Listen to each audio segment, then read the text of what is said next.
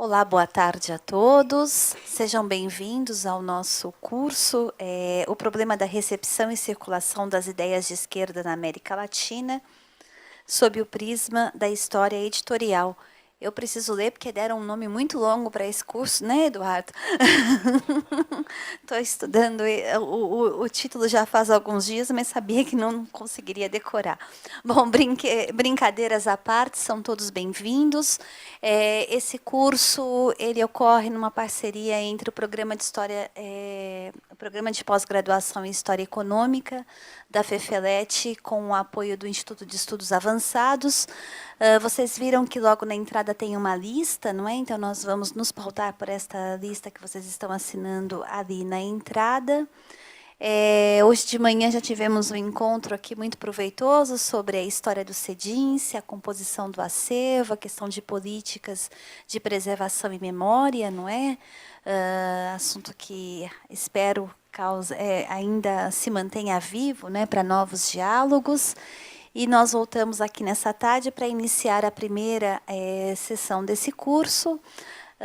Agradeço imensamente a presença do professor Horácio Tarcos, que se dispôs a partir de Buenos Aires e vir aqui em São Paulo nos acompanhar durante essa semana toda.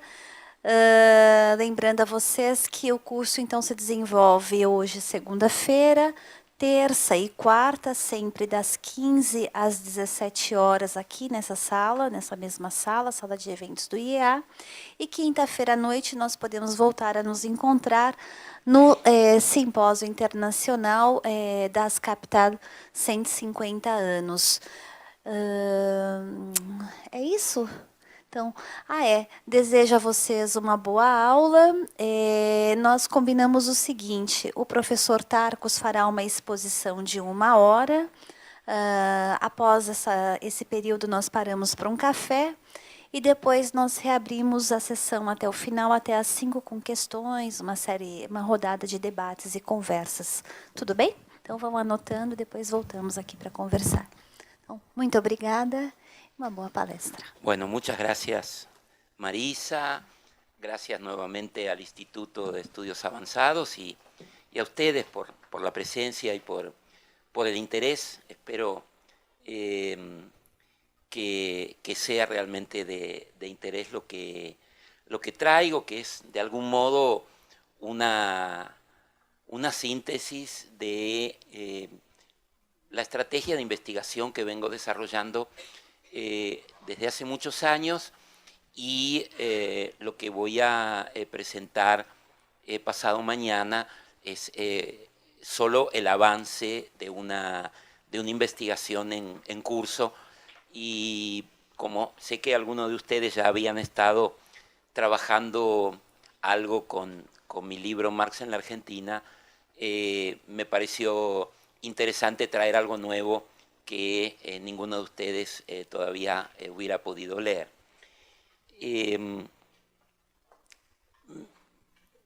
Me excuso, como lo hice esta mañana, por no hablar en portugués. Yo sé que dentro de 2 o 3 generaciones todos hablaremos portuñol en toda América Latina, y será una fusión muy rica y muy interesante, pero por el momento no quiero arruinar esta preciosa lengua que disfruto mucho leyendo a sus poetas, sus novelistas y sus investigadores. Trataré de hablar lentamente, por momentos me apasiono y hablo rápido, pero si ustedes me hacen alguna señal, puedo ralentizarme por otro rato. Lo que les voy a presentar ahora es el marco conceptual en el que yo intenté inscribir un proyecto de investigación de largo plazo. Este proyecto consistía en el estudio de la recepción y difusión de las ideas socialistas, inicialmente en Argentina, y luego progresivamente, con los años, los viajes, los intercambios, fui extendiendo a América Latina. Comencé con lo que tenía más a mano y con las fuentes primarias que podía consultar, que eran fuentes argentinas, pero luego fui reuniendo otras de casi todo nuestro continente, como contaba esta mañana. Y bueno, me estoy aventurando un poco en otras geografías de otras naciones latinoamericanas, pero siempre bajo el prisma de la recepción y difusión de las ideas socialistas. ¿Por qué hablo de recepción y difusión? Bueno, porque mi punto de partida no era llevar a cabo un mero estudio como una suerte de mero registro de las ideas socialistas en mi país, sino ver de qué modo esas ideas habían llegado y de qué modo se habían recibido, a través de qué canales, a través de qué geografías, a través de qué sujetos, a través de qué textos, en qué lenguas se había producido este fenómeno de recepción que yo identificaba como muy intensa y muy temprana en la Argentina. Hablaré mañana de las etapas y los momentos de la recepción de Marx y del marxismo, pero hoy quisiera contarles que el esfuerzo estuvo puesto en inscribir la recepción del pensamiento socialista en general y en concreto la recepción de Marx y del marxismo dentro de un proceso global, dentro de un proceso mundial que encontraba estudiado por diversos autores, sobre todo autores europeos, que a partir de la década de 1960 y con mucha intensidad en 1970 y 1980, estudiaron la difusión internacional del marxismo como un fenómeno de especial gravitación. Las diversas historias del marxismo que se publicaron en la década del 70 y de 1980 en Europa, sobre todo en italiano, en francés, en inglés. Ustedes saben, la que publicó la Fundación Feltrinelli, la que publicó Einaudi, una de ellas organizada por Hobsbawm, a donde participaron una treintena de investigadores, sobre todo investigadores europeos, y América Latina fue cubierto más que por investigadores latinoamericanos, por latinoamericanistas europeos, eminentes latinoamericanistas, como Madeleine Reveriot y Robert París. Pero digo, son extraordinarios estudios sobre este fenómeno de difusión internacional que intentaban ser globales, que intentaban reponer la dimensión global que había alcanzado este proceso de difusión, cuando todavía en América Latina no teníamos los estudios que en esos años, pero sobre todo en años posteriores, iban a desarrollar un José Aricó, un Edgar Carone, estudios como los que integran la historia do marxismo no Brasil, que seguramente ustedes conocen bien. Al revés, yo diría que estos estudios latinoamericanos fueron de algún modo efectos de ese extraordinario estímulo que significaron estas investigaciones que se iniciaron como investigaciones particulares y que constituyeron una verdadera red en Europa en la década del 60 y 1970. Hubo una serie de eventos, el centenario de la Asociación Internacional de los Trabajadores, el centenario de la Comuna de París, y una serie de eventos organizados justamente a propósito de estas cuestiones que permitieron que se creara una red, una serie de revistas especializadas aceitaron todavía más y fortificaron esta red. la publicación de las actas de los congresos, la recuperación de colecciones documentales. Bueno, y yo creo que tuvieron por resultado estas dos grandes historias del marxismo, que además, bueno, fueron acompañadas por algunos otros esfuerzos, ¿no? No desconozco otras que son el resultado de esfuerzos más bien individuales, como la de Kolakowski, como la de Lichtenstein, que son realmente versiones muy interesantes, pero me interesaba recalcar el carácter colectivo de estas obras que pusieron especial hincapié en el periodo de formación del marxismo. ¿Qué quiero decir con el periodo de formación? La pregunta era por qué una teoría desarrollada sobre todo por dos exiliados alemanes en Londres, que publicaban sobre todo en alemán, en el medio anglosajón, cuyos libros no se vendían masivamente, sino que muchas veces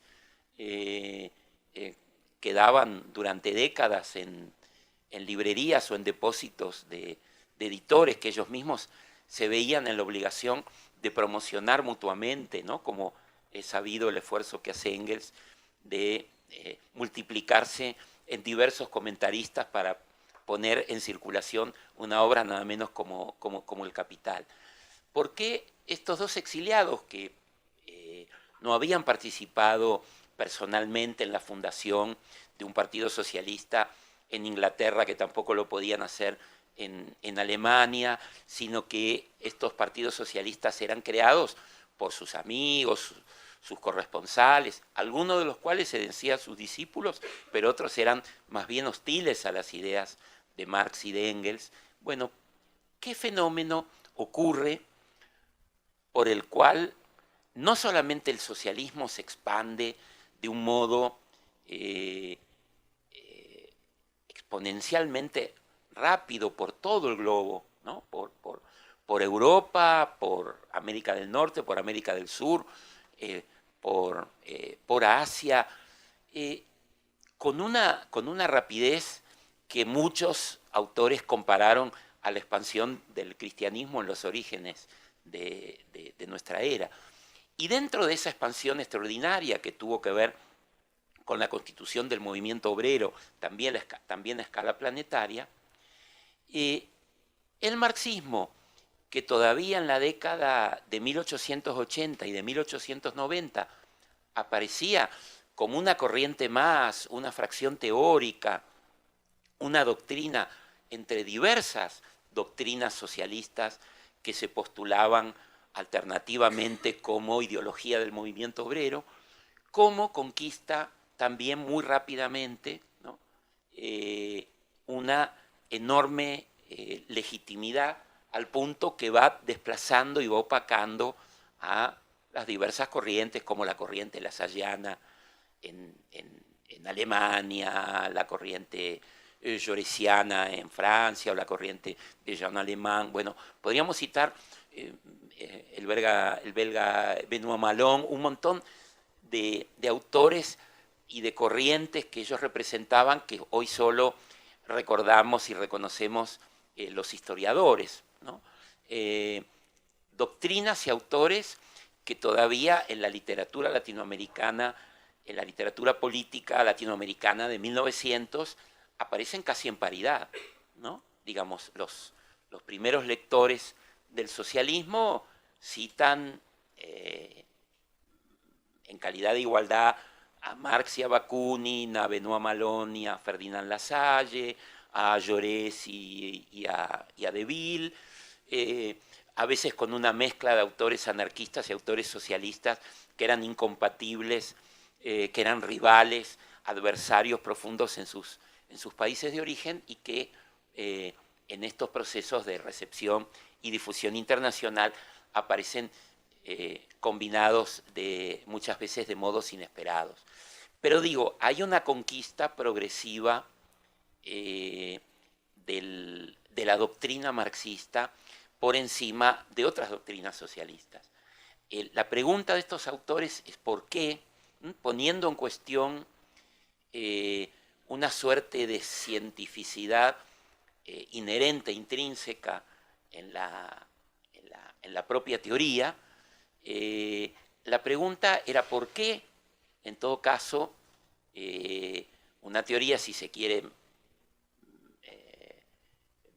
más sistemática, que adquirió mayor desarrollo teórico, conquista semejante hegemonía cuando en vida de Marx y Engels, insisto, era una corriente con una influencia relativamente débil.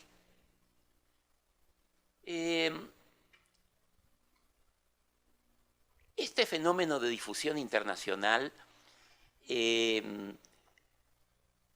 fascinó no solamente a estos historiadores de las décadas de 1960 y de 1970, Hobsbawm, Andreucci, Detti, etcétera, etcétera, todos los autores que conocemos de la historia del marxismo.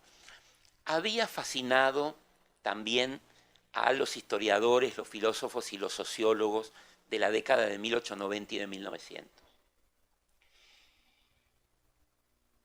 Ese socialismo y sobre todo el marxismo, que aparecía como concepción materialista de la historia, pero también nombrado como concepción económica de la historia en la literatura de la época, ¿no?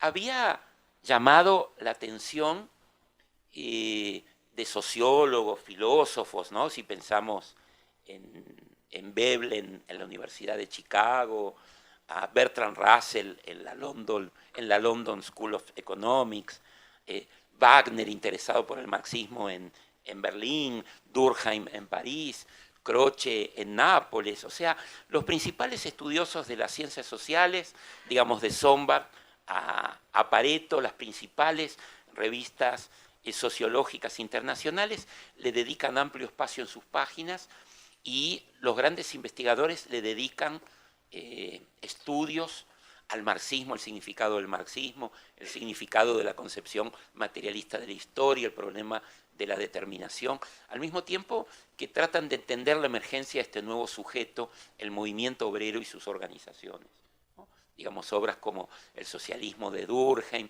o la obra del socialismo del movimiento social de Sombart, son testimonios que hoy nos parecen un poco lejanos, pero que marcan el interés que despertó un verdadero fenómeno de eclosión a nivel mundial. Y todas estas historias, por lo tanto, le dedican al periodo fundacional y constitutivo del marxismo los primeros estudios.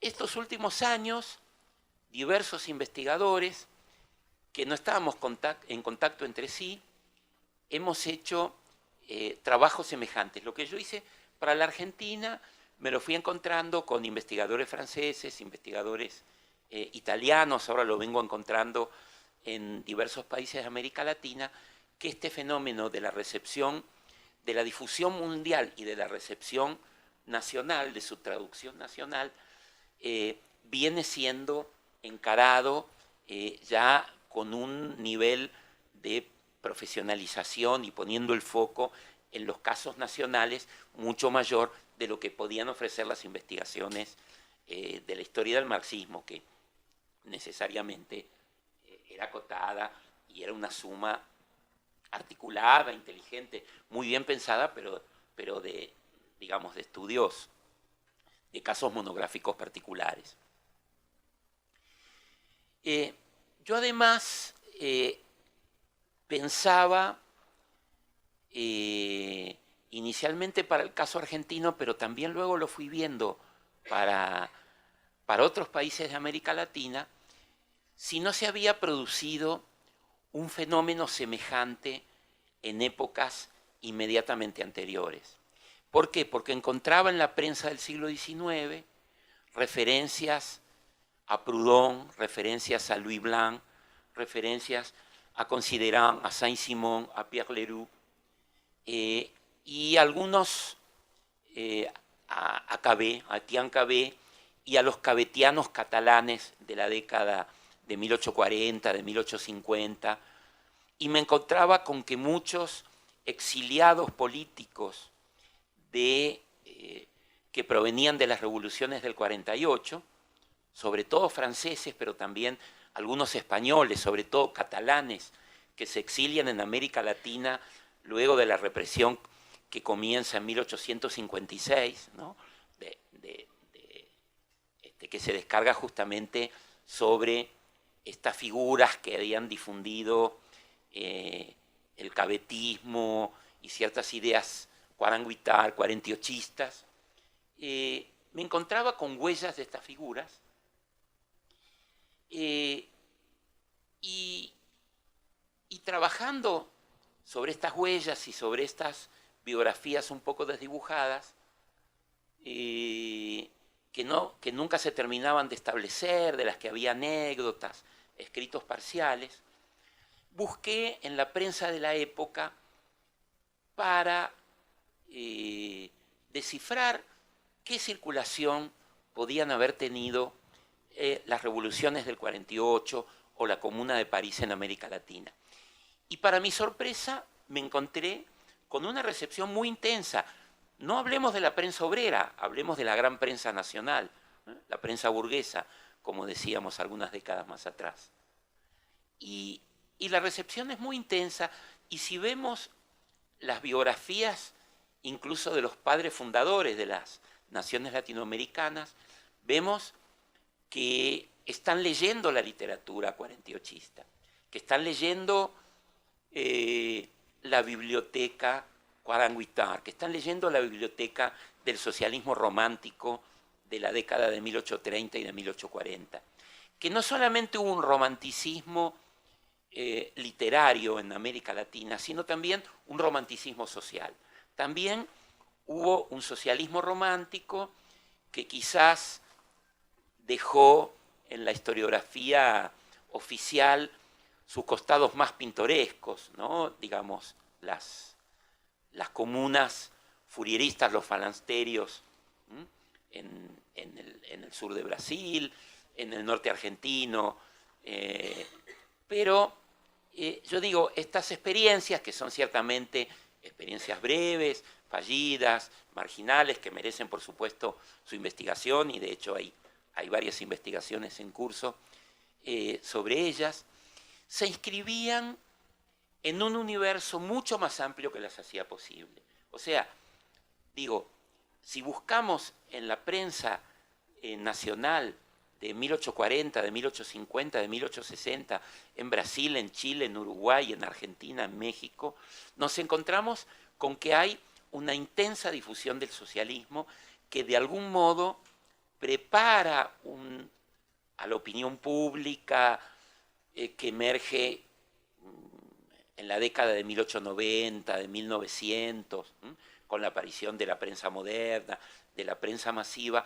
Ya existe una prensa mucho más minoritaria, una prensa de élite que ya es permeable a las ideas socialistas. Y una prensa de los artesanos, inicialmente una prensa de los tipógrafos, pero también aparece una prensa, la prehistoria de la prensa obrera, una prensa de los artesanos, a donde este socialismo romántico, este socialismo cuadranguitar, o este socialismo comunar, que se hace eco de las ideas de la comuna, no es solo obra de exiliados, aparece también en la prensa de los artesanos criollos y aparece también en la prensa de la élite. Entonces, yo me encontraba que, por ejemplo, en la generación argentina de 1837, de donde salen las grandes figuras, los futuros presidentes de la Argentina, el autor de la Constitución Nacional, o sea, Juan Bautista Alberdi, Domingo Faustino Sarmiento, Bartolomé Mitre, habían tenido una intensa juventud socialista romántica. Lo del socialismo no es una atribución del historiador del presente, sino que ellos mismos hablan del socialismo. Identificaba entonces momentos intensos de recepción, como este momento de fines de la década de 1830 y de la década de 1840 a inicios de los 50. Mucho más intensa la recepción en Chile, porque se articula con el movimiento artesanal y desemboca en un intento insurreccional en 1851, cuando los artesanos se alían a un sector del ejército y llevan a cabo lo que ellos mismos llamaban el movimiento igualitario, la revolución de la igualdad, ¿no? Una revolución, por supuesto, fracasada, pero en la que se forja la élite chilena, que aparece profundamente comprometida en este movimiento. Y también los jóvenes uruguayos de la generación de 1838 aparecen comprometidos en este pensamiento.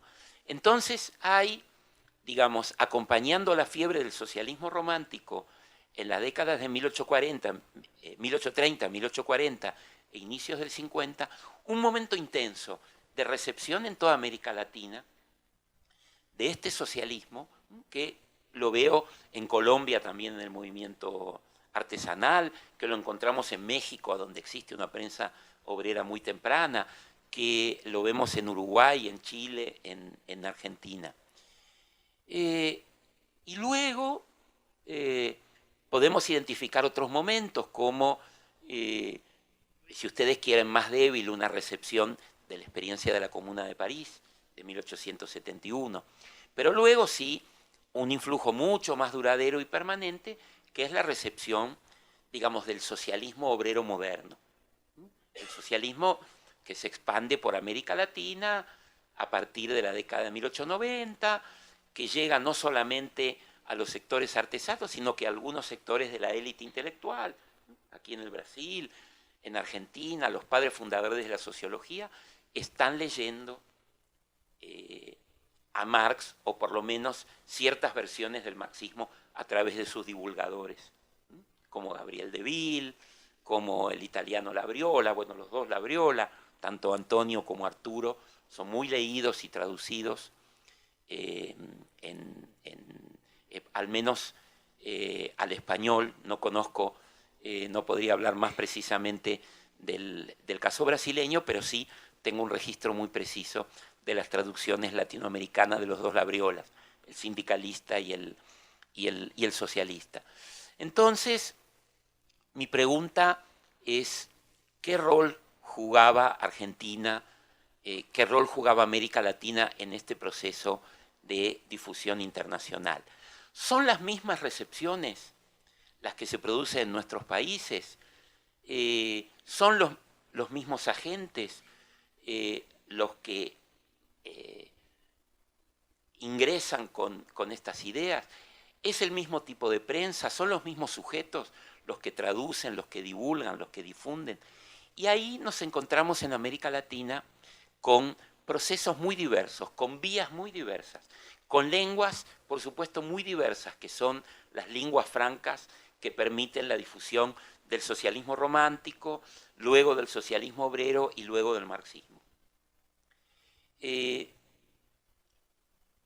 Para entender este proceso de difusión internacional, yo me propuse pensar los procesos de recepción a partir de problematizar la noción de recepción, problematizar la noción de difusión, problematizar cómo la clásica historia de las ideas de cuño anglosajón y su estudio de las influencias resultaba insuficiente para pensar estos procesos de difusión internacional. ¿Por qué esta preocupación? Bueno, los procesos de difusión, de recepción y difusión, siguen caminos a veces inesperados. Inesperados para los propios productores de teoría,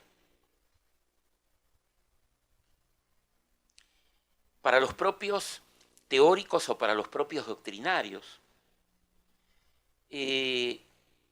Los procesos de recepción implican traducciones anómalas, porque toda traducción, sabemos, que es traición en parte. Y muchas veces las interpretaciones que repiten el original son interpretaciones que tienen escasos efectos, y las interpretaciones más forzadas, que de algún modo traicionan y adaptan un conjunto de ideas a una lengua nacional, a una cultura nacional, a sujetos totalmente distintos e impensados por la propia teoría, producen efectos mucho más significativos que merecen ser estudiados. La idea o la noción de ideas producidas en países centrales que se difunden como copias nos hace ver a nuestra recepción como, en términos meramente pasivos, como reproducción de copias que son siempre imperfectas, que nunca alcanzan el rigor, la complejidad, la profundidad de los propios campos de producción. Aparecen no solamente socialismos inesperados o marxismos inesperados, aparecen kantismos o hegelianismos o keynesianismos que para un estudioso ortodoxo y orgánico de las doctrinas son pura anomalía. Para decirlo en los términos de Roberto Schwartz, son ideas fuera de lugar. Pero al mismo tiempo, como reconoce el propio Schwartz, las ideas están en su lugar. Entonces hay que reponer la complejidad de esta recepción, de este proceso de recepción, aceptando que los canales de la recepción y los sujetos de la recepción responden a necesidades, a estrategias, a prismas y a visiones que se han forjado por fuera del campo de producción original, en este caso Alemania o Inglaterra o determinada región de Europa occidental a donde estas ideas habían sido producidas. Y por lo tanto, los procesos de recepción generan efectos impensados que deben ser estudiados en su especificidad. O sea, ¿cuáles son las estrategias que llevaron a un argentino, un uruguayo, un brasileño, un chileno de 1840 para utilizar el sansimonismo, ¿no?, o el fourierismo para aprender y pensar la sociedad de su época? ¿Qué tipo de interés, de estrategia, de necesidad había detrás de los obreros o los intelectuales que en diversas regiones de nuestro continente se apropiaban de la doctrina marxista? Esta circulación de obras de Marx y de marxismo no se hace en el vacío, se hace sobre una trama de tradiciones, de culturas, de creencias, de pensamientos, de sistemas, que a su vez reciben múltiples influencias. Digamos que ese socialismo o ese marxismo que toma un sector del movimiento obrero y de la intelectualidad está en disputa con una oferta, una interpelación que hacen los autores anarquistas, o que hacen los liberales, o que hacen los autores católicos, luego los nacionalistas, ¿no? Por lo tanto, mi preocupación no era tanto un estudio endógeno de lo que decían los marxistas argentinos acerca de sí mismos, sino de cómo diversos actores, diversos sujetos leían a Marx, no solo marxistas. En este sentido, es interesante ver qué dicen los cientistas sociales, qué dicen los anarquistas de Marx, qué dicen los católicos, qué dicen los liberales, en qué medida esta recepción excede a los seguidores fieles de la doctrina y constituye una verdadera cultura dentro de la nación. ¿En qué medida se constituye una cultura marxista que se materializa a través de una red de revistas, de cultura marxista, de editoriales de cultura marxista? ¿En qué medida los intelectuales liberales o nacionalistas o católicos se ven obligados a impugnarla, a desafiarla? ¿En qué medida influye sobre otras vertientes? ¿No? ¿Cómo aparece en determinado momento un catolicismo marxista o un nacionalismo marxista, por contradictorio que parezca? Bueno, estos son los caminos a veces impensados que adoptan estas doctrinas con mezclas que son verdaderamente interesantes. Mi punto de referencia para pensar la perplejidad que muchas veces significan los procesos de recepción para los propios autores, la encontraba en la propia vida de Marx, cuando Marx se sorprende del interés que tienen los populistas rusos para traducir el Capital. Los populistas se interesan no solamente por una obra teórica, sino que se interesan por una cuestión estratégica. Y lo consultan a Marx, y lo traducen, y lo informan, y lo comprometen en el desarrollo de su propia estrategia política, al punto que Marx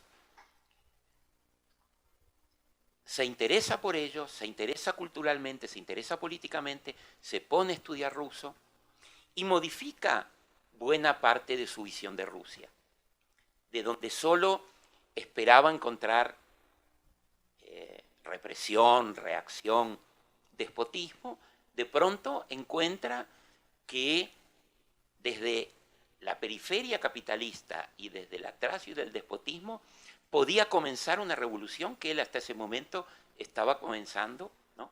Que para él comenzaría en el occidente capitalista, en Inglaterra, en Alemania, en los Estados Unidos, en Francia, pero jamás en Rusia para el Marx previo al Capital. Y como sabemos por las cartas de Vera Zasulich y por diversos testimonios, Marx da crédito a esta posibilidad de que estas formas precapitalistas que en la primera versión del Capital él refiere de un modo muy despectivo, pudieran constituirse en el punto de partida para fundar una sociedad socialista luego de una revolución, siempre y cuando, dice Marx, que esa revolución fuese acompañada por una revolución en un país capitalista desarrollado que pudiera realizar, digamos, la transferencia, hoy diríamos tecnológica, que permitiera esas formas primitivas reactivarse y ser la base de una sociedad futura. Pero la recepción rusa recoloca a Marx, lo sorprende, lo obliga a repensar su concepción de la historia, complejiza su concepción de las vías de la historia, de los caminos de la historia, y lo lleva a quitar todas las referencias despectivas que había incluido en el tomo 1 del Capital, en la primera versión, que ya no aparecen en la segunda versión alemana. Y lo lleva, como han estudiado muchos autores, a repensar su concepción materialista de la historia sin que llegara a escribir una obra a donde cuajara toda esta reflexión, pero de la que nos quedan múltiples indicios en su correspondencia, en su manuscrito, y que muchos autores se han esforzado en dilucidar. Pienso en Teodor Shanin, en América Latina, en los trabajos que desarrolló José Aricó en México, Marx y América Latina. Aricó, ¿por qué Aricó está traduciendo la correspondencia de Marx con Danielson y los populistas? Porque está tratando de pensar el socialismo en la periferia capitalista. O sea, él se pregunta por la Argentina inicialmente, luego va a Mariátegui y se pregunta por el Perú y América Latina, luego va al conjunto de América Latina en la obra de Marx y trata de ver la cuestión de América Latina en Marx a través del espejo ruso, a través de otra periferia. De modo que, como ustedes ven, a partir de los estudios de recepción y difusión del marxismo, a partir de los estudios del último Marx, como los que emprendió Teodor Shanin, Haruki Wada, bueno, muchos autores, el propio Aricó, yo intenté preceder los dos libros que le dediqué a la recepción de Marx en la Argentina y a la recepción del socialismo romántico en el Río de la Plata, de estudios que permitieran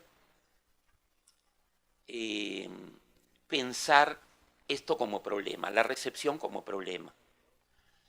Fui a los autores marxistas, a los historiadores intelectuales, a la sociología de la cultura, a Pierre Bourdieu, cuando justamente problematiza la cuestión de la circulación internacional de las ideas, cuando habla de los efectos paradójicos y del malentendido estructural que hay en todo proceso de recepción en la medida en que los textos viajan sin sus contextos de producción. Fui igualmente a el concepto mismo de recepción y me encontré con que la Escuela de Constanza, si bien había pensado la cuestión del carácter activo del lector, del receptor, del intérprete para los textos literarios, podíamos aprovechar los historiadores con muchísimo provecho estos desarrollos, tratando de pensar el carácter activo de toda recepción. Podríamos decir la dimensión de utilidad muchas veces instrumental que tienen ciertas recepciones. El carácter muchas veces forzado o a nuestros ojos forzado y los resultados impensados que, como en el caso de lo que hacían los rusos con Marx, tenía este socialismo romántico o este socialismo obrero o el socialismo marxista en la última década del siglo XIX y primeras décadas del siglo XX. Haciendo un esfuerzo de abstracción y no tomando como, podríamos decir, momentos temporalmente diferenciados, sino como momentos lógicos dentro de un proceso general de recepción, estos procesos yo lo distinguía en la introducción a estas obras como un primer momento de producción de las obras a las que nos estamos refiriendo. La producción de los saint-simonianos o de los fourieristas o de Pierre Leroux, seguida de un primer momento de difusión de estas obras. Cuando digo que la separación es una separación conceptual, digo que muchas veces los propios autores son los que llevan a cabo un esfuerzo muy grande de difusión. Yo citaba el caso de Engels produciendo múltiples reseñas del primer volumen del Capital, pero, digamos, tanto Marx como Engels, y sobre todo Engels, han sido los mediadores de una red internacional muy, muy intensa, que comenzó a dar sus frutos quizás a fines del siglo XIX, pero que fue realmente muy, muy intensa. No todos los intelectuales desarrollan una actividad tan intensa de difusión, tan militante, muchas veces descansan en la labor del editor o en la labor de discípulos. Pero digamos que el proceso de difusión lo podemos distinguir conceptualmente de la producción de la obra, y desde el punto de vista de los receptores, el proceso de difusión es un proceso de recepción.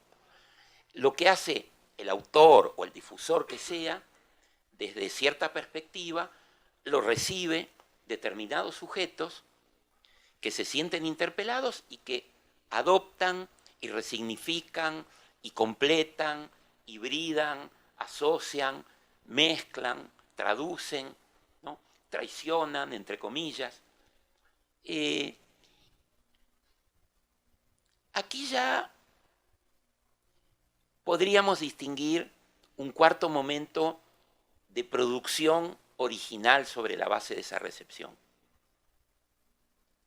Podríamos decir que este es un cuarto momento conceptualmente distinto, a donde nuevos teóricos, nuevos doctrinarios elaboran doctrina, elaboran teoría que se va a poner a su vez en circulación y que va a ser objeto de una repetición de todo el ciclo.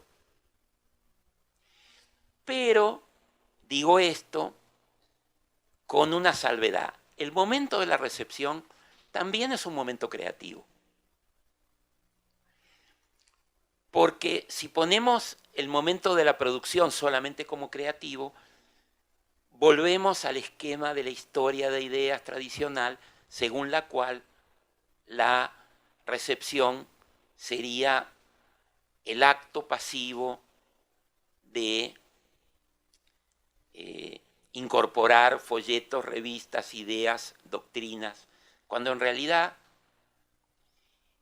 este es un proceso en sí mismo productivo y creativo. O sea, en toda recepción hay selección. En toda recepción, como diría Bourdieu, hay marcado, hay marca. ¿Qué quiere decir esto? Quiere decir que no traducimos todo lo que se produce, en este caso del socialismo. Traducimos selectivamente, ¿no? ¿Por qué, por ejemplo, el socialismo argentino traduce ciertos textos de Marx y Engels, como la conferencia de Marx sobre el libre cambio y el prólogo de Engels? Porque el socialismo argentino tiene un fundador muy empeñado en las políticas librecambistas, que es Juan B. Justo. Entonces, no les interesa el Ludwig Feuerbach de Engels, que Juan B. Justo considera ocioso introducir una filosofía dialéctica, está más impregnado de cientificismo. Le interesa, sí, el Capital, porque le parece una obra científica, o le interesa Socialismo y Libre Cambio, porque está comprometido en el librecambismo. O sea, que de la oferta infinita o enorme de textos para traducir, se escogen según necesidades y estrategias. Además, hay marcados, o sea, ¿quién edita? El nombre de un sello editorial, el nombre de un partido, el prólogo del prologuista, el apéndice, implican estrategias de marcado y de resignificación. Si estos autores son editados en folletos o en revistas junto con otros autores, son objetos de resignificaciones muy fuertes. Digamos que para el 1900, ¿qué Marx se lee? Se lee un Marx con Darwin, se lee un Marx con Spencer inmediatamente después. Pero hay algunos autores que leen un Marx con Nietzsche, ¿no? Aunque resulte paradójico. En Argentina y en otros países también, pero en Argentina ha sido estudiado, hay una recepción anarquista de Nietzsche, hay una recepción anarquista de Spencer. Bueno, ya sabemos, Nietzsche abominaba de la clase obrera y del socialismo y del anarquismo, pero hay cierto Nietzsche que podía ser leído en clave libertaria. El Spencer del hombre contra el Estado podía ser recuperado en clave libertaria, aunque luego Spencer protestara amargamente sobre este tipo de apropiaciones. Pero no son, digamos, apropiaciones instrumentales interesadas, sino que quienes traducen y quienes difunden realmente creen genuinamente en lo que hoy nosotros vemos como una amalgama, ¿no? Como una mezcla. Entonces, es indudable que en una cultura que previamente está permeada, por ejemplo, por el positivismo, el ingreso de Marx, para que sea legitimante, tiene que ser un ingreso acompañado de Darwin y de Spencer. Aparece como una doctrina política fundada científicamente, y esto le da legitimidad, ¿no? Una legitimidad que, bueno, que no solo aparece en Argentina, en la propia cultura rusa, aparece vinculado al materialismo francés del siglo XVIII, por no decir los propios franceses que inscriben un marxismo fuertemente racionalista, o los italianos que traducen un marxismo fuertemente historicista, ¿no? Iniciado por Labriola, por Croce, el joven Croce, el joven Gentile, producen un marxismo en clave historicista que era impensable en Rusia o impensable en Argentina, a donde el positivismo había permeado a las élites, no solamente a las élites burguesas, sino también a las élites obreras. No les voy a hablar de comtismo obrero aquí en el Brasil, que es un fenómeno que ustedes conocen muy bien, ¿no? De modo que la preocupación fue, digo, no solo hacer un rastreo de influencias del pensamiento de Marx o del pensamiento marxista en la Argentina, en Uruguay o en Chile. No fue una idea de registrar meramente traductores, editores y prologuistas, sino que, digamos, hubo una preocupación por reponer todo un universo de ideas que se manifestaba en revistas, en periódicos, en la edición de folletos, conferencias, cursos, a donde he intentado descifrar por qué, para qué, con quién es recepcionado Marx. ¿Dentro de qué estrategia? ¿Por parte de qué sujetos? ¿En asociación con qué autores? ¿No? ¿Y contra quién? ¿Es Marx contra quién? Contra los anarquistas, contra los liberales, contra los nacionalistas. Y al mismo tiempo he intentado ver cómo leyeron a Marx y el marxismo las otras vertientes. Vertientes que muchas veces han sido hostiles, pero que también sufrieron la influencia del marxismo. Así como el marxismo también sufrió influencias liberales, positivistas, cientificistas, católicas, nacionalistas, etcétera, etcétera, etcétera.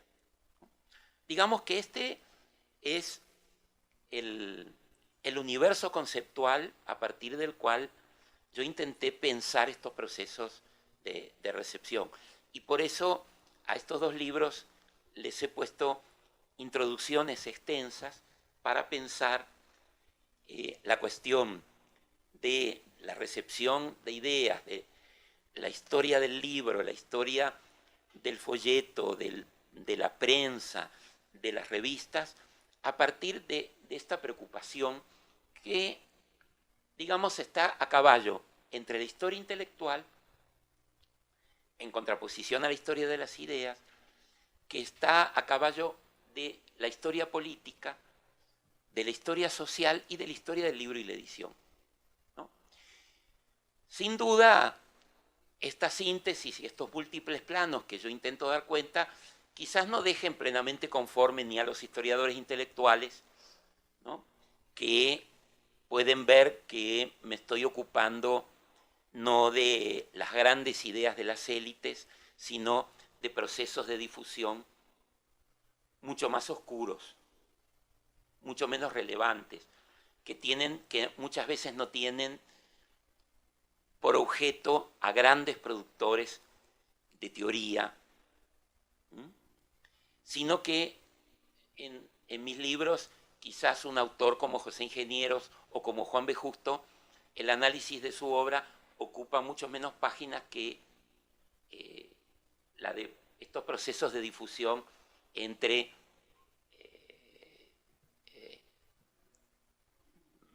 por ejemplo, los artesanos o las ediciones o las primeras ediciones y traducciones llevadas a cabo por artesanos o por obreros migrantes. Pero justamente me interesaba descentrarme de las grandes figuras. Me interesaba pensar cómo estas figuras se construyeron como grandes a partir de la difusión, de un proceso mucho más difuso, de un proceso mucho más difícil de aprender que el gran libro de un gran autor. El trabajo entonces consiste en descomponer al gran autor y ver quiénes están atrás de los grandes autores, de los intelectuales faro. Traductores, editores, libreros, prologuistas, difusores. Se trata de poner en cuestión también la idea de obra, desconfiar de la obra completa, desconfiar de las obras construidas, de construir las obras, para ver, por ejemplo, si algunos de esos grandes libros no habían sido anticipados en revistas o en diarios, y cómo habían sido reconstituidos luego en libro. Esto es muy común en América Latina. Un libro emblemático de nuestra cultura, como Los 7 ensayos de Mariátegui, es un libro íntegramente publicado previamente en revistas, como el caso de la revista Mauta o Defensa del Marxismo. Toda la obra de Mariátegui se anticipó en la prensa, en la gran prensa nacional y en las propias revistas que le editó, como Mauta o como Claridad. De modo que, como ven, he intentado construir un cuerpo conceptual buscando en fuentes muy diversas, en herramientas y estrategias de la historia intelectual, en un semiólogo como Eco y Sobra Abierta, en un sociólogo de la cultura como Pierre Bourdieu y su teoría de la circulación internacional de las ideas, en los críticos culturales de la teoría de la llamada estética de la recepción,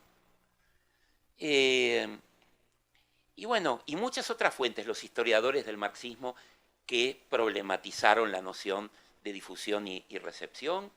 O sea, las fuentes son múltiples y quizás no sea una síntesis acabada, porque bueno, los paradigmas son diversos y yo soy consciente de ello, pero es hasta donde yo llegué a conceptualizar y armar y a darle coherencia a múltiples lecturas que me permitiera a mí poner sobre el tapete y de antemano mis propias herramientas conceptuales, perdón. Así que bueno, la someto a consideración de todos ustedes. Soy consciente, perdón, estoy con un tratamiento y tengo dificultades para hablar, pero como digo, someto a ustedes esta construcción a su benevolencia y a su discusión. Muchas gracias.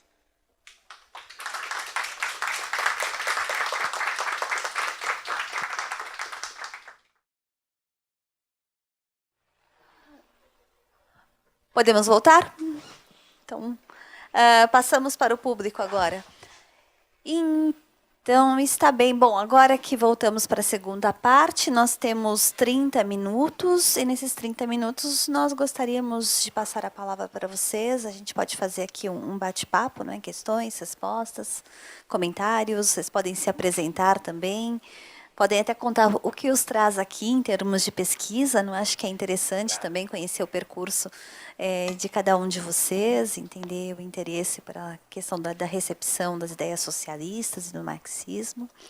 Então, nós vamos ter a ajuda da Heloísa, e quando vocês pegarem o microfone, vocês se apresentem e façam as perguntas. Obrigada.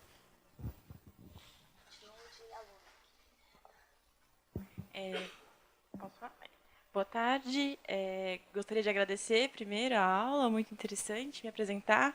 Eu sou doutoranda em Ciência Política na Unicamp e estudo a recepção das ideias de Gramsci na América Latina.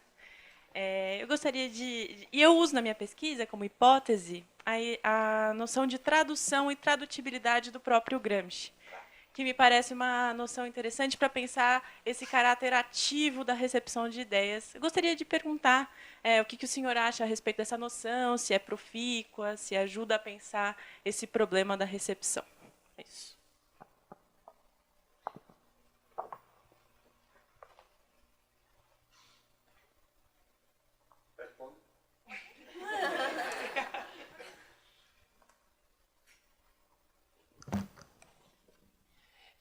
Bueno, sí, muchas gracias por la pregunta. Es realmente muy relevante porque Gramsci ofrece él mismo una teoría para pensar su recepción en la medida en que él mismo reflexiona sobre la traductibilidad. Y él es alguien preocupado justamente en una traducción fuerte del marxismo en Italia.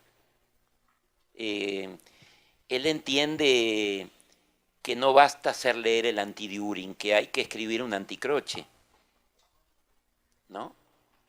Que hay que reescribir el Capital para Italia.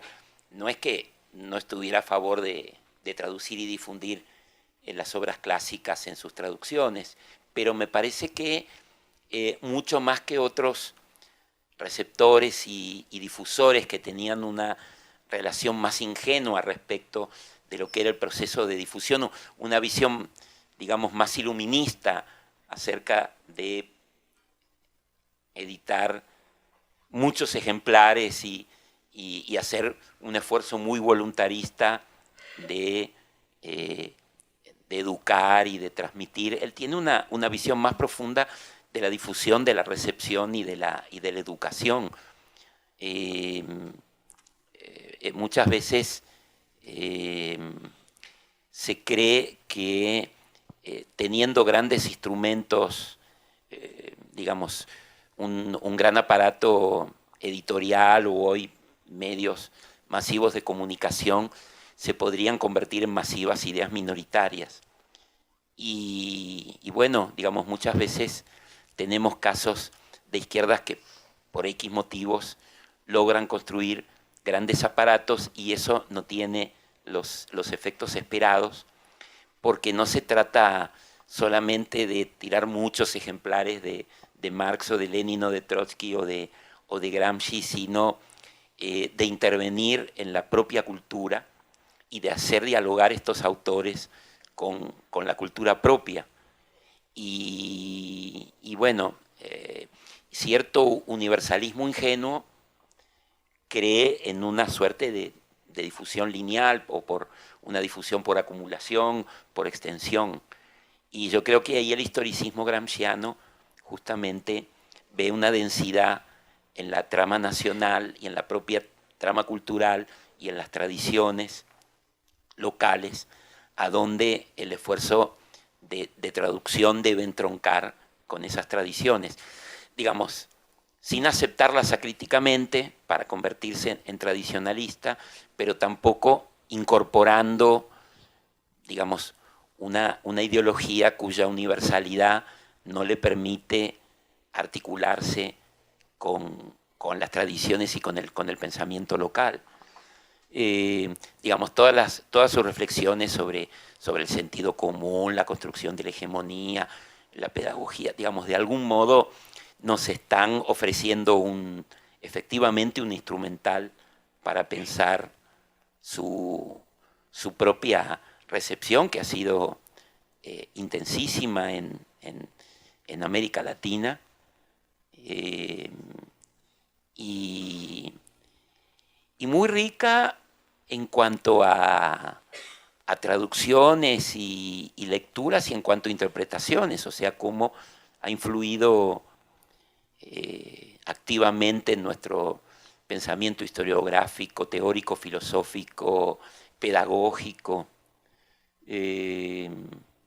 al punto que hoy se hace, hasta hace unos años era posible hacer estudios de recepción porque los autores y las ediciones estaban acotadas, pero hoy tenemos realmente un ámbito muy, muy difuso, muy difícil de identificar en disciplinas muy, muy variadas, pero me parece un campo realmente apasionante.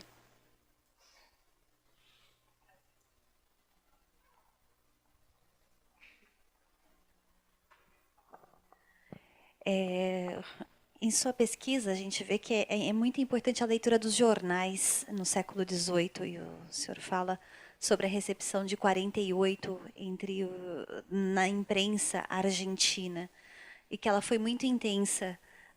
Isso me surpreende um pouco, porque aqui há uma recepção, mas não podemos falar que ela tenha sido muito intensa, não é?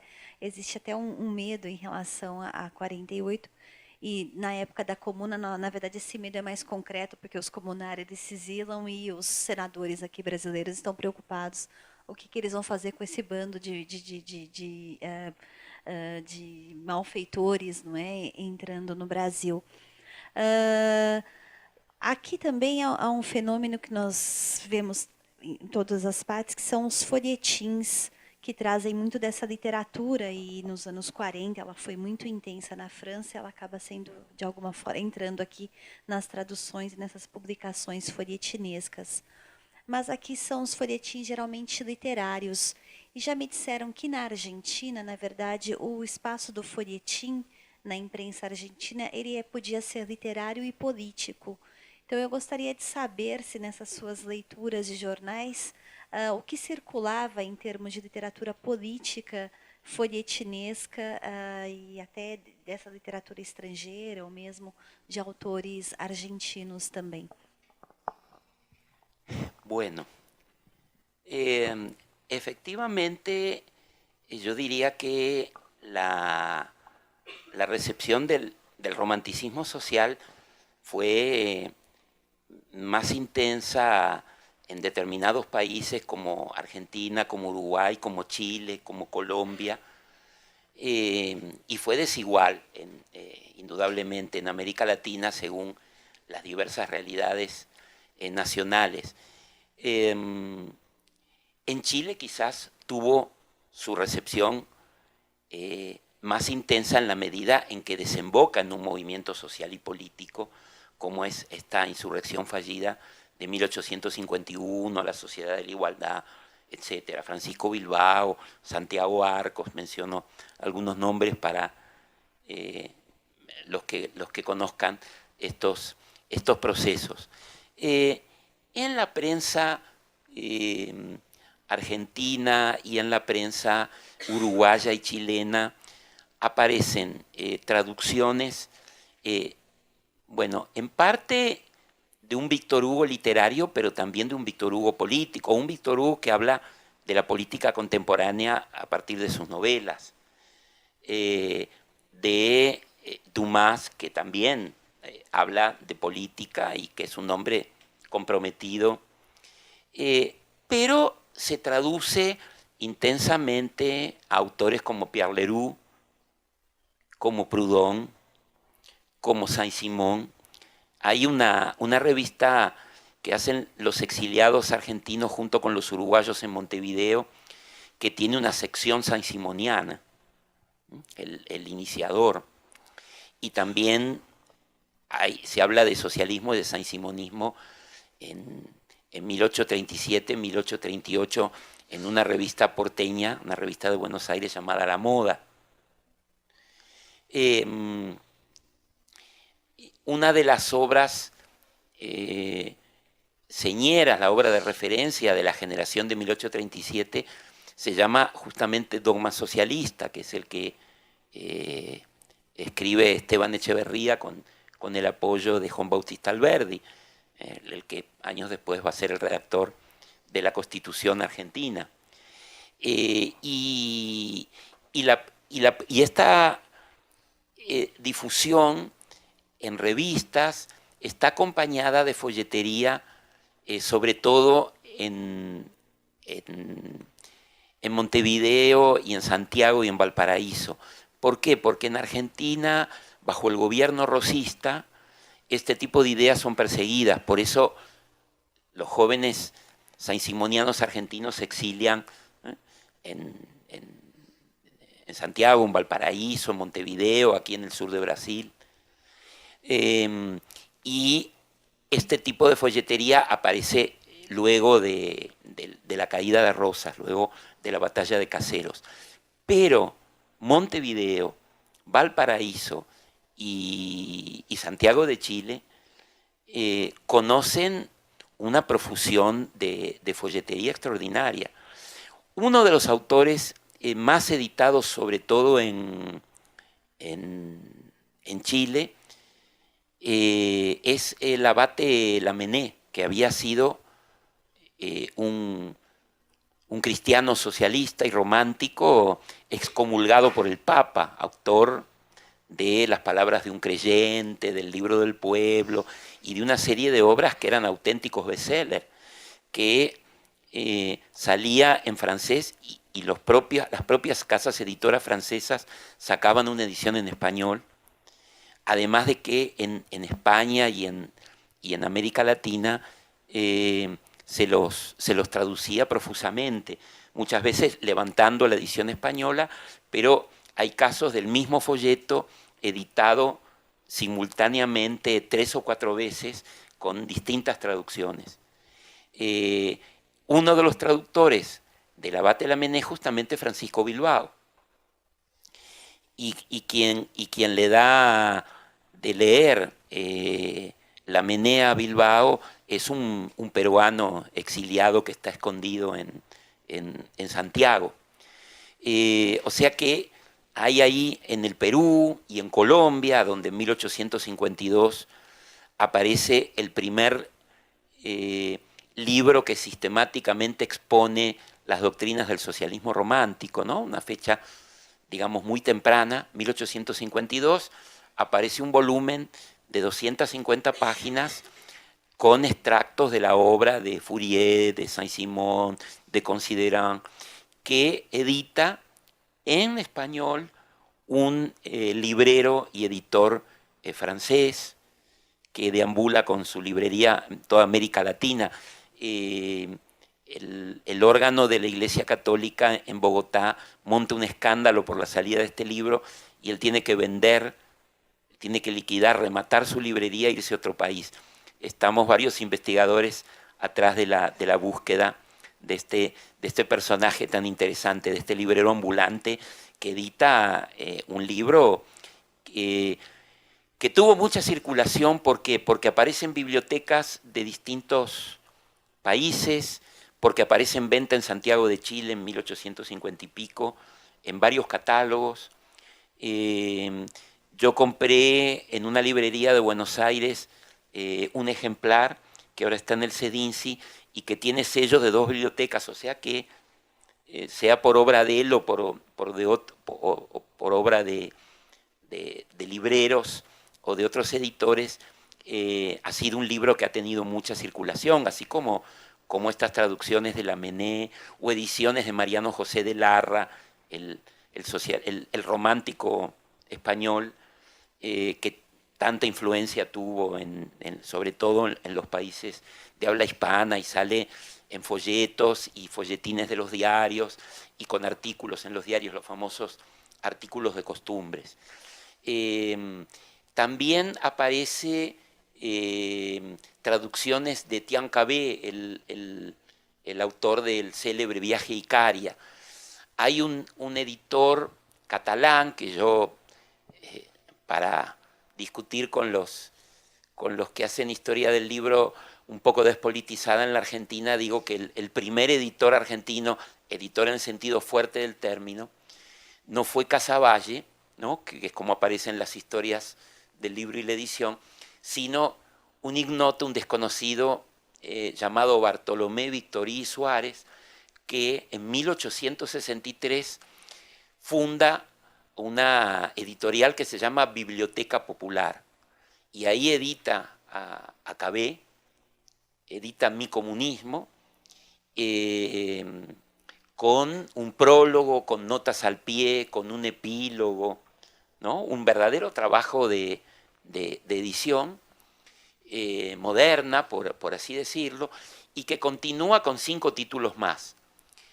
Uno de los títulos es Tocqueville, La democracia en América. Ustedes dirán, qué curioso, alguien que es socialista, que edita Cabé, que es un exiliado, pero él es un socialista que está pensando en una sociedad civil autónoma, y lo que le fascina de Tocqueville no es, digamos, el liberalismo contemporáneo que toma otros aspectos de la obra de Tocqueville, sino que él forma parte de esa fiebre asociativa que vive la Argentina, Chile, Uruguay, en la década de 1860, de 1870, la creación de clubes, asociaciones, bibliotecas populares, logias masónicas, inicios de la prensa obrera, clubes sociales, bueno, todo ese movimiento asociativo que fue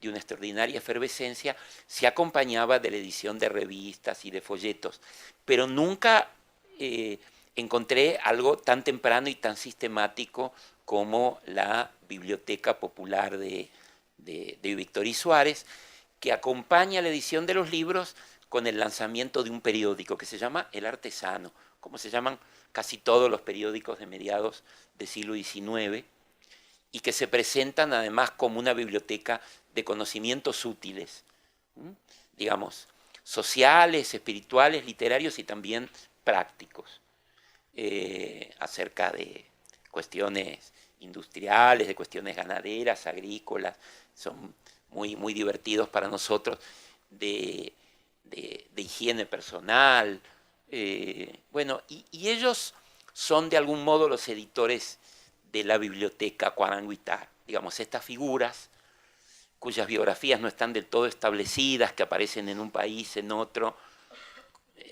muchas veces sus proyectos son abortados, ellos son perseguidos, y realmente lo que nos debemos es una recuperación de estas ediciones y sobre todo estudios sobre estas figuras, porque ellos permeaban y además eran los articuladores entre, podríamos decir, el mundo de la cultura obrera de los artesanos y el mundo de la élite.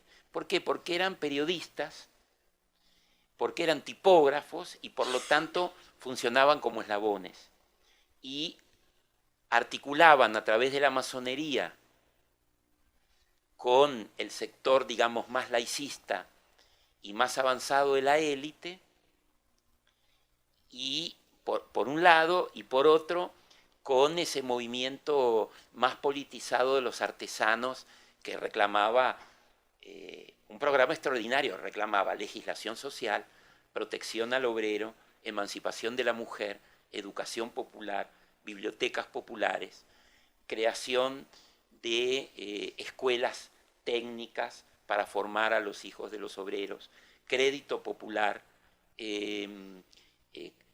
casas o clubes a donde fuera recibido el obrero, el trabajador, el artesano y tuviera una biblioteca y un lugar de esparcimiento para funcionar sábados y domingos. Esto es el programa de la Biblioteca Popular y del artesano.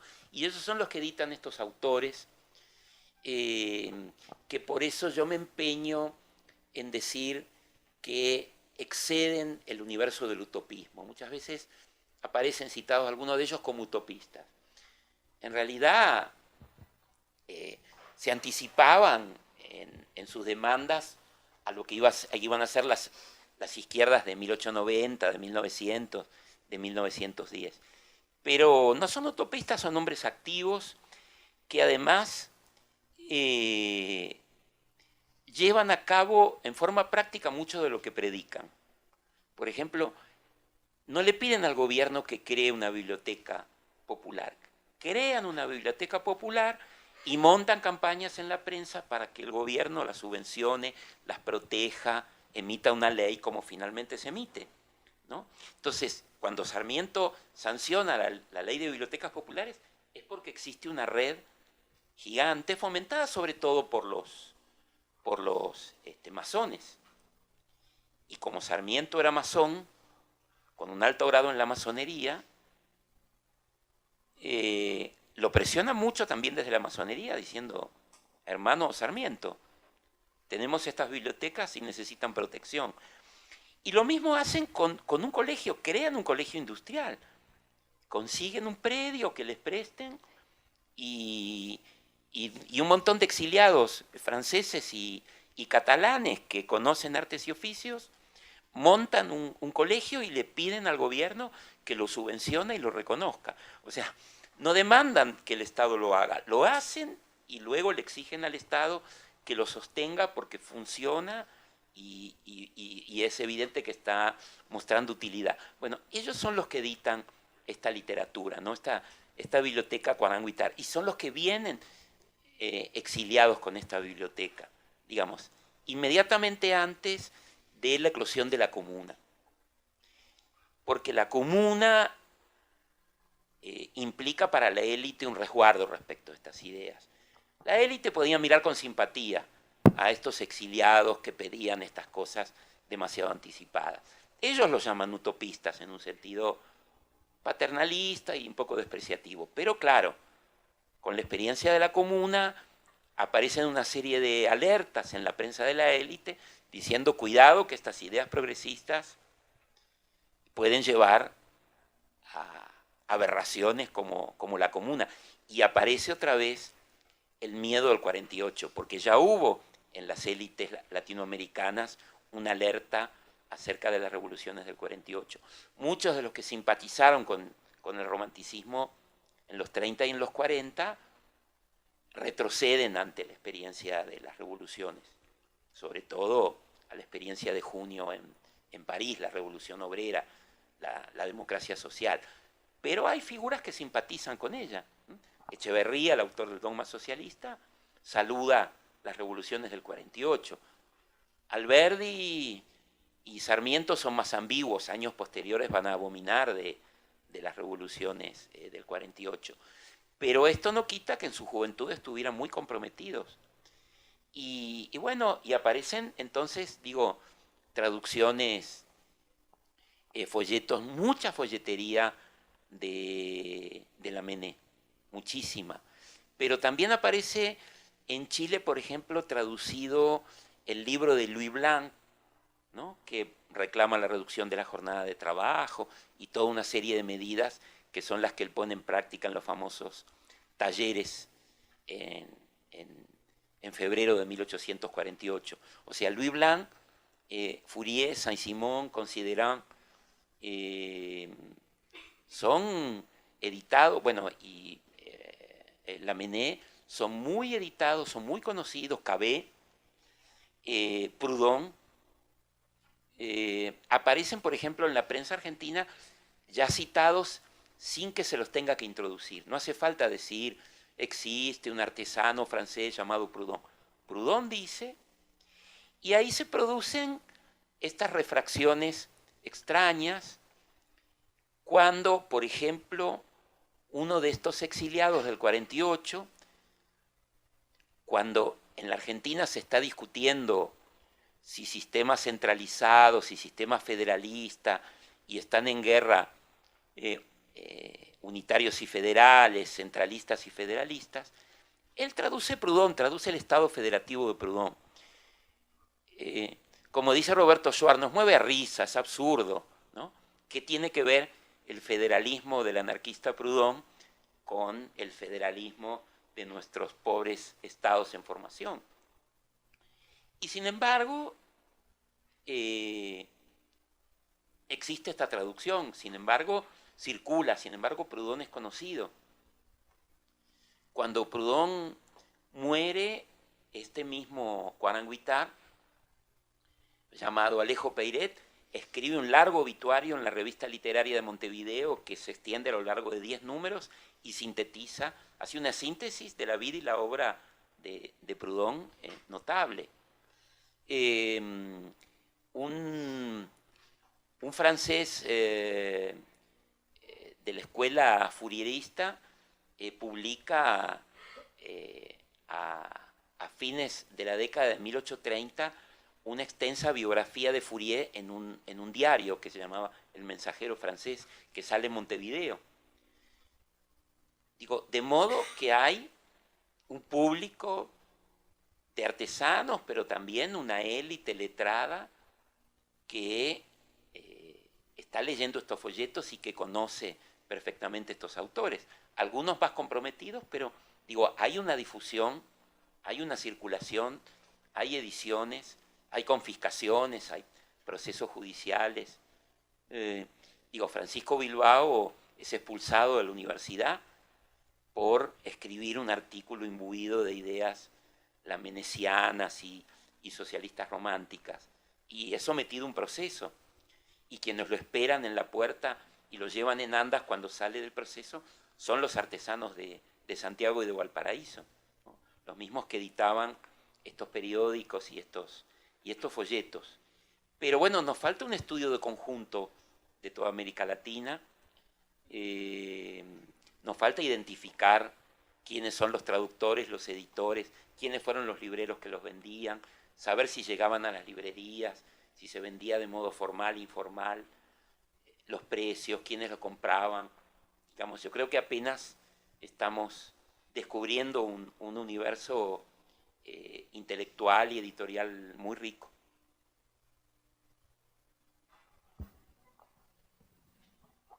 Hola, soy Tatiana y bueno, la verdad me gustaría, porque cambiar un poquito el rumbo ahí de la conversación y enfocar un poquito más en los marcados, en las cuestiones editoriales que comentaste, que constituyen un poco el proceso de difusión. Un poco volcado más en la cuestión de una especie, en mi opinión, de obsesión que se construye en Argentina con respecto a las colecciones.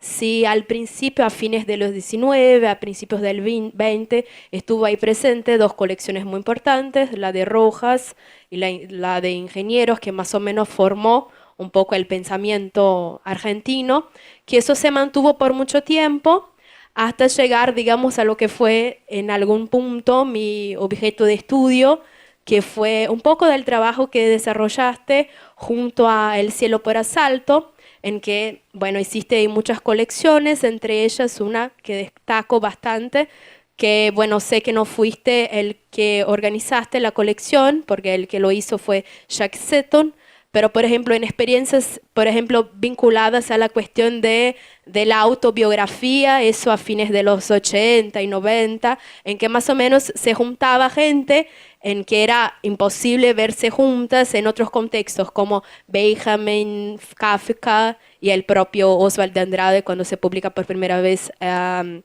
Escritos antropófagos.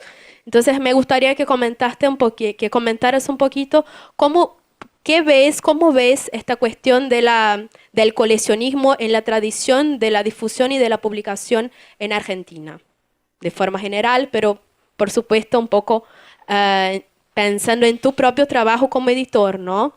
Que fue, digamos, bastante espectacular. Es eso. Bueno, muchas gracias. Pero, pero no, fue un trabajo modesto. Eh, sí logramos hacer casi un centenar de títulos entre un proyecto editorial y otro, y lo que venimos haciendo con el CEDINSI. Sí realmente me apasiona la vida editorial y la edición de libros y la edición de revistas. No sé qué me gusta más, si hacer revistas o libros, pero sí, toda la vida me comprometí con este tipo de labores. Mira, para responder a tu pregunta, te debería remitir a un trabajo que hice hace muy poco con una colega de la ciudad de Córdoba, Ana Clarisa Agüero, que decidimos hacer una encuesta a unos 30 intelectuales, escritores y artistas argentinos de 3 generaciones distintas. Y las preguntas eran, primera, ¿qué librerías frecuentó a lo largo de su vida y sobre todo en sus años de formación? ¿Y qué vínculo con los libreros, con los empleados de librería, y qué se encontró en esas librerías como espacio de sociabilidad con quienes se pudiera haber conocido y hubieran dejado una marca, una huella en su formación? Primera pregunta. Y la segunda pregunta encaja exactamente con tu preocupación. Era, ¿qué editoriales y sobre todo qué colecciones editoriales habían significado verdaderos planes de lectura en su formación intelectual? Porque muchas veces, digamos, el lector ingenuo no identifica la editorial, y mucho menos la colección, y mucho menos sabe quién es el director. Pero cuando hablo de estas cosas, a mis alumnos me dicen, ¿cuál es la editorial? ¿La imprenta? ¿Qué importa el editor? Bueno, hay que reponer en la investigación de los más jóvenes a donde estos términos se confunden y se difuminan. Pero lo que siempre insisto con los alumnos y lo que aparece aquí en la encuesta es que el formato de las colecciones, en los lugares que están en las librerías, hace que el lector quizás no sea consciente quién es el director o se entere muchos años después. A veces no sabemos quiénes son los directores de viejas colecciones cuando trabajamos en épocas remotas. Intuimos, deducimos por iniciales, por seudónimos, por testimonios. Y sin embargo, las colecciones editoriales han sido formativas porque, a ver, yo diría, por tomar el caso, hoy hablábamos de la colección pasado y presente, con el tiempo se impuso un logo y un formato, pero al principio, a través del testimonio de muchos lectores, entendían que esa edición, con ese logo, con ese formato, era una garantía de edición seria, con prólogo, con indicación de la fuente, con indicación del traductor, ¿no? O en otro plano, ediciones populares como la pequeña biblioteca marxista-leninista, que hubo en muchos países. En Argentina hubo una de muchísima circulación, y la gente lo identificaba, aunque no retuviera el nombre de pequeña biblioteca, pero esos libros con ese formato, con esos colores, con ese logo, con esas imágenes, evidentemente fueron formativas. Y bueno, cada una de esas colecciones eran verdaderos planes de lectura, a donde, como decíamos hace un rato, podía estar Marx con Lenin y con Stalin, o con Trotsky, o con Mao Zedong, o con el Che, digamos, según. Y las colecciones las políticas editoriales justamente implican verdaderas políticas de lectura. Uno podría periodizar los casi 100 volúmenes de Pasado y Presente por los distintos momentos que atraviesa Aricó y el grupo editor y ver cuáles fueron sus intereses desde el periodo inicial hasta la etapa final en el exilio en México, y aún establecer periodos dentro de estos ciclos más grandes. Y bueno, en lo que hoy podemos ver como una mezcla, para el editor hay una coherencia y hay un plan de lectura, o en todo caso hay una búsqueda, se empieza por un lado y se termina por otro. Hay colecciones monolíticas, muy homogéneas, hay otras que son más abiertas. Pero en la encuesta, que iba desde Tulio Alperindongui, pasando por Ricardo Piglia, el escritor César Aira, el artista plástico Carlos Alonso, las respuestas son muy interesantes en cuanto a la influencia que tuvieron las colecciones. En el caso de la política, cuando la política estaba evacuada de la universidad, ¿no? Nosotros no tuvimos una experiencia como la que han tenido aquí en el Brasil durante la dictadura, durante la dictadura la universidad fue un espacio de resistencia y de relativa autonomía. Y hubo una intervención muy fuerte, y entonces el pensamiento político disidente estaba evacuado, y el que quería estudiarlo lo estudiaba por fuera de un modo casi autodidáctico, y estas colecciones eran una verdadera orientación. Nosotros incorporamos los estudios marxistas, los estudios gramscianos, a partir de 1984, o sea, con el inicio de la transición democrática. Nosotros no tuvimos una cultura marxista universitaria hasta época muy reciente. Cuando el marxólogo Mondolfo se exilia en la Argentina, se tiene que dedicar a los estudios clásicos, al helenismo, a la filosofía clásica. ¿A dónde iba a dar marxismo en 1938, en 1940, o bajo el peronismo, ¿no? Queda como una cosa latente, vuelve a escribir otra vez en la década del 60. Carlos Astrada, su filiación marxista coincide con su jubilación de la universidad. Los marxistas argentinos eran extrauniversitarios, autodidactas en su gran mayoría. Bueno, quiero decir con todo esto que la formación de la cultura marxista, bueno, que va a ser un poco el tema del día de mañana y de pasado mañana, no responde a programas formales de la universidad, pero sí a programas de lectura que ofrecen las colecciones editoriales. Y cada corriente política intentó articularse con su propia editorial y sus propias colecciones,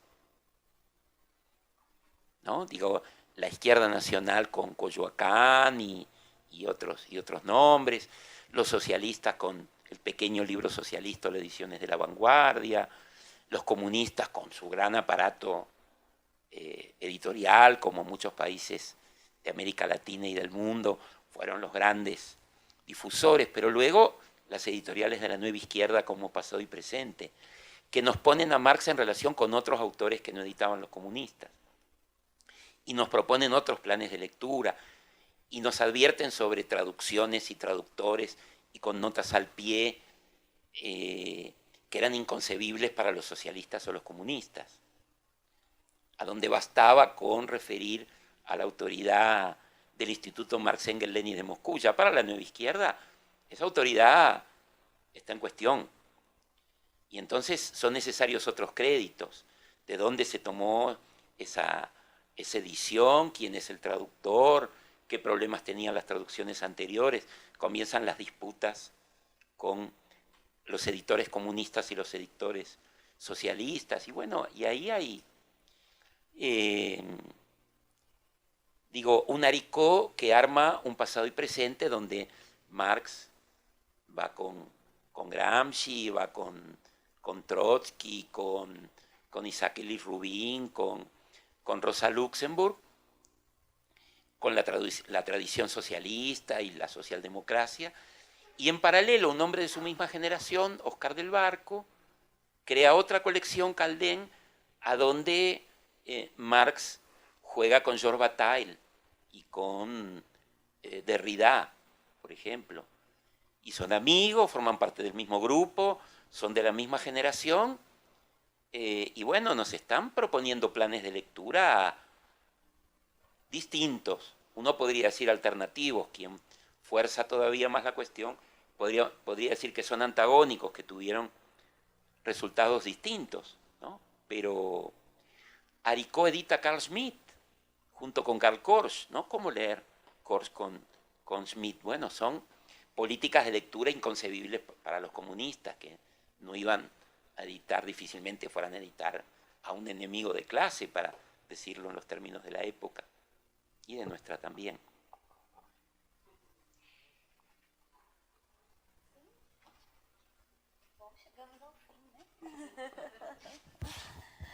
Bem, chegamos ao fim da aula de hoje, são 5h11, não é? Voltamos amanhã, então às 15 horas, nesse mesmo local. E até amanhã. Obrigada pela presença hoje. Até mais.